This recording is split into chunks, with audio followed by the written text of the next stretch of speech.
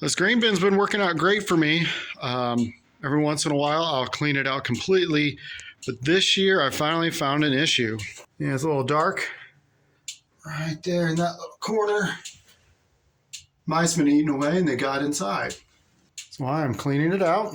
The feed at the bottom is a little dusty, and you can tell I've had some weevils get to the corn.